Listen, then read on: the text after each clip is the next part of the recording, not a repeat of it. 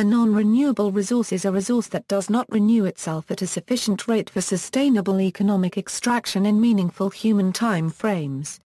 An example is carbon-based, organically derived fuel. The original organic material, with the aid of heat and pressure, becomes a fuel such as oil or gas. Fossil fuels, and certain aquifers are all non-renewable resources. Metal ores are other examples of non-renewable resources. The metals themselves are present in vast amounts in the Earth's crust, and are continually concentrated and replenished over millions of years. However, their extraction by humans only occurs where they are concentrated by natural processes enough to become economically viable to extract. These processes generally take from tens of thousands to millions of years. As such, localized deposits of metal ores near the surface which can be extracted economically by humans are non-renewable in human timeframes, but on a world scale, metal ores as a whole are inexhaustible, because the amount vastly exceeds human demand, on all time frames. Though they are technically non-renewable, just like with rocks and sand, humans could never deplete the world's supply. In this respect, metal ores are considered vastly greater in supply to fossil fuels because metal ores are formed by crustal-scale processes which make up a much larger portion of the Earth's near-surface environment than those that formed fossil fuels, which are limited to areas where carbon-based life forms flourish, die, and are quickly buried. These fossil fuel-forming environments occurred extensively in the Carboniferous Period. In contrast, resources such as timber and wind are considered renewable resources, largely because their localized replenishment can occur within timeframes meaningful to humans. Fossil fuel.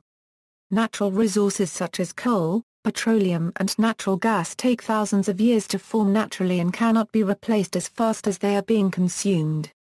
Eventually it is considered that fossil-based resources will become too costly to harvest and humanity will need to shift its reliance to other sources of energy. These resources are yet to be named. An alternative hypothesis is that carbon-based fuel is virtually inexhaustible in human terms, if one includes all sources of carbon-based energy such as methane hydrates on the sea floor, which are vastly greater than all other carbon-based fossil fuel resources combined.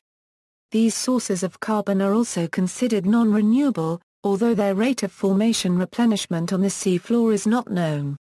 However, their extraction at economically viable costs and rates has yet to be determined.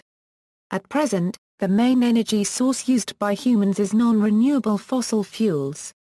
Since the dawn of internal combustion engine technologies in the 17th century, petroleum and other fossil fuels have remained in continual demand. As a result, conventional infrastructure and transport systems, which are fitted to combustion engines, remain prominent throughout the globe. The continual use of fossil fuels at the current rate is believed to increase global warming and cause more severe climate change. Radioactive fuel. The use of nuclear technology requires a radioactive fuel. Uranium ore is present in the ground at relatively low concentrations and mined in 19 countries. This mined uranium is used to fuel energy-generating nuclear reactors with fissionable uranium-235 which generates heat that is ultimately used to power turbines to generate electricity. Nuclear power provides about 6% of the world's energy and 14% of the world's electricity. The expense of the nuclear industry remains predominantly reliant on subsidies and indirect insurance subsidies to continue. Nuclear energy production is associated with potentially dangerous radioactive contamination as it relies upon unstable elements. In particular, nuclear power facilities produce about 200,000 metric tons of low and intermediate level waste and 10,000 metric tons of high-level waste each year worldwide. The use of nuclear fuel and the high-level radioactive waste the nuclear industry generates is highly hazardous to people and wildlife. Radiocontaminants in the environment can enter the food chain and become bioaccumulated. Internal or external exposure can cause mutagenic DNA breakage producing teratogenic generational birth defects, cancers and other damage. The United Nations estimated in 2008 that average annual human radiation exposure includes 0.01 MSV from the legacy of past atmospheric nuclear testing plus the Chernobyl disaster and the nuclear fuel cycle, along with 2.0 MsV from natural radioisotopes and 0.4 MsV from cosmic rays. All exposures vary by location. Some radioisotopes and nuclear waste emit harmful radiation for the prolonged period of 4.5 billion years or more, and storage has risks of containment. The storage of waste, health implications and dangers of radioactive fuel continue to be a topic of debate, resulting in a controversial and unresolved industry. Renewable resources. Natural resources, known as renewable resources, are replaced by natural processes and forces persistent in the natural environment. There are intermittent and recurring renewables, and recyclable materials, which are utilized during a cycle across a certain amount of time, and can be harnessed for any number of cycles. The production of goods and services by manufacturing products in economic systems creates many types of waste during production and after the consumer has made use of it. The material is then either incinerated, buried in a landfill or recycled for reuse.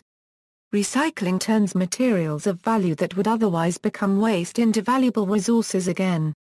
The natural environment, with soil, water, forests, plants and animals are all renewable resources, as long as they are adequately monitored, protected and conserved. Sustainable agriculture is the cultivation of plant and animal materials in a manner that preserves plant and animal ecosystems over the long term. The overfishing of the oceans is one example of where an industry practice or method can threaten an ecosystem, endanger species and possibly even determine whether or not a fishery is sustainable for use by humans. An unregulated industry practice or method can lead to a complete resource depletion. The renewable energy from the sun, wind, wave, biomass and geothermal energies are based on renewable resources. Renewable resources such as the movement of water, wind and radiant energy from geothermal heat and solar energy are practically infinite and cannot be depleted, unlike their non-renewable counterparts, which are likely to run out if not used sparingly. The potential wave energy on coastlines can provide 1/5 of world demand. Hydroelectric power can supply 1/3 of our total energy global needs. Geothermal energy can provide 1.5 more times the energy we need. There is enough wind to power the planet 30 times over. Wind power could power all of humanity's needs alone. Solar currently supplies only 0.1% of our world energy needs, but there is enough out there to power humanity's needs 4,000 times over, the entire global projected energy demand by 2050. Renewable energy and energy efficiency are no longer niche sectors that are promoted only by governments and environmentalists. The increasing levels of investment and that more of the capital is from conventional financial actors, both suggest that sustainable energy has become mainstream in the future of energy production, as non-renewable resources decline. This is reinforced by climate change concerns, nuclear dangers and accumulating radioactive waste, high oil prices, peak oil and increasing government support for renewable energy. These factors are commercializing renewable energy, enlarging the market and growing demand, the adoption of new products to replace obsolete technology and the conversion of existing infrastructure to a renewable standard. Economic models. In economics, a non-renewable resource is defined as goods, where greater consumption today implies less consumption tomorrow. David Ricardo in his early works analyzed the pricing of exhaustible resources, where he argued that the price of a mineral resource should increase over time. He argued that the spot price is always determined by the mine with the highest cost of extraction, and mine owners with lower extraction costs benefit from a differential rent. The first model is defined by Hotelling's rule, which is a 1931 economic model of non-renewable resource management by Harold Hotelling. It shows that efficient exploitation of a known renewable and non-augmentable resource would, under otherwise stable conditions, lead to a depletion of the resource. The rule states that this would lead to a net price or Hotelling rent for it that rose annually at a rate equal to the rate of interest, reflecting the increasing scarcity of the resources. The Hartwig's rule provides an important result about the sustainability of welfare in an economy that uses non-renewable source. However, nearly all metal prices have been declining over time in inflation-adjusted terms, because of a number of false assumptions in the above.